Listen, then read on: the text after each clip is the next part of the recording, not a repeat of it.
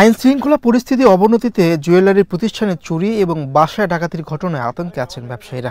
গত বছরের জানুয়ারি থেকে চলতি বছরের ২৬ মার্চ পর্যন্ত সারা দেশে ২৩ জুয়েলারি প্রতিষ্ঠানে চুরি, ডাকাতি ও ছিনতাইয়ের ঘটনা ঘটেছে। এতে প্রতিষ্ঠানগুলো ক্ষতির মুখে পড়েছে প্রায় ৪৪ কোটি টাকা।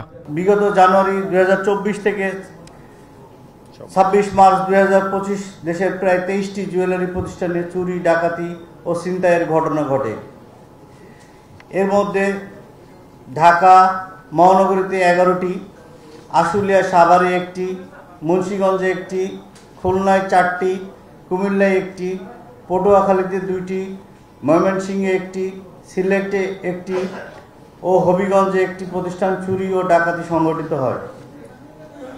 আশুলিয়া সাভারে ডাকাতি সময় ডাকাতদের গুলিতে একজন জুয়েলারি ব্যবসায়ী নিহত হয় এবং বনশ্রীতে সোনা ছিনতাইয়ের ঘটনায় একজন জুয়েলারি ব্যবসায়ী গুরুতর আহত হয়।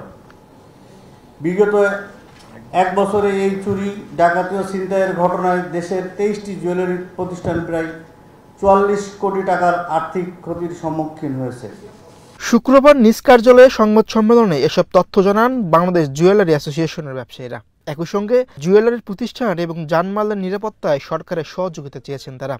এছাড়াও জুয়েলারি প্রতিষ্ঠানে চুরি, ডাকাতি ও ছিনতাই হওয়া অলংকার উদ্ধার এবং অভিযুক্তদের বিচারের আওতায় এনে শাস্তির দাবি জানিয়েছেন তারা। জুয়েলারি ব্যবসায়ীরা চরম নিরাপত্তাহীনতায় দিনপাত করছে। এই জন্য জুয়েলারি প্রতিষ্ঠানগুলোতে সরকারের আলাদা দৃষ্টি দেওয়া প্রয়োজন। আইন শৃঙ্খলা রক্ষাকারী বাহিনীর সশস্ত্র প্রহরার পাশাপাশি রাজধানী সহ দেশের সকল জেলার জুয়েলারি মার্কেটে নিরাপত্তা ব্যবস্থা জোরদার করার দাবি জানাচ্ছি। এছাড়া জুয়েলারি প্রতিষ্ঠানে চুরি, ডাকাতি ও ছিনতাই হওয়া অলংকার উদ্ধার এবং অভিযুক্তদের বিচারের আওতায় এনে শাস্তি নিশ্চিত করার দাবি জানাচ্ছি।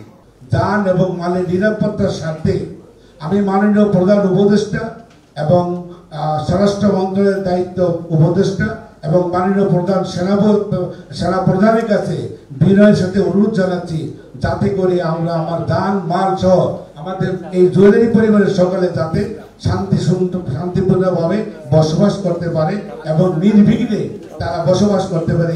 চলতি মাসের ২৬ তারিখ বাজুসের সহসভাপতি এম এ হান্নান আজাদের বাসায় আইন শৃঙ্খলা রক্ষাকারী বাহিনীর পরিচয়ে ডাকাতির ঘটনা ঘটে। সংবাদ সম্মেলনে যে ঘটনা উল্লেখ করেন বাজুসের ভারপ্রাপ্ত সভাপতি গুলজার আহমেদ। তারা ওয়ান টপকে ভিতরে ঢুকে এবং তারা ড্রেস আপ করা ছিল, সরকারি প্রশাসনের ড্রেস পরা ছিল। প্রথমে হয়তো ওনারা ভাবছিলেন যে হয়তো ওনার বাসায় তল্লাশি হবে এবং তল্লাশির নাম ধরে তারা প্রায় ২৫-৩০ জন ঢুকে পরবর্তীতে বোঝা গেছে যে এটা একটা ডাকাতের চক্র। ডাকাতের চক্র বলার সাথে সাথে তারা যোগাযোগ করছে বিভিন্ন প্রশাসনে এবং আমি একটা সাংবাদিকদের প্রশ্নের জবাবে গুলজার আহমেদ বলেন, বাজুসের মধ্যে কোনো দ্বন্দ্ব নেই, সুন্দরভাবে বাজুস পরিচালনা করা হচ্ছে।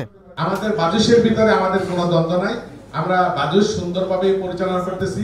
ইতিমধ্যে আপনারা দেখছেন যে আপনারা সবাই আগে আমাদের বসুন্ধরা মার্কেটেই আমাদের অফিসটা ছিল, সেটা আমাদের প্রেসিডেন্ট জনাব সায়েম সুবান আনবি সাহেবের নেতৃত্বে ওই অফিসটা আমরা পরিচালনা করতাম। আর আজকে এই ৮৫০০ স্কয়ার ফিট অফিসটা এটা বাজুসের নিজস্ব অফিস এবং আমরা এখান থেকে ইনশাআল্লাহ হয়তো ভবিষ্যতে আপনাদের নিয়েই আমরা পরিচালনা করব।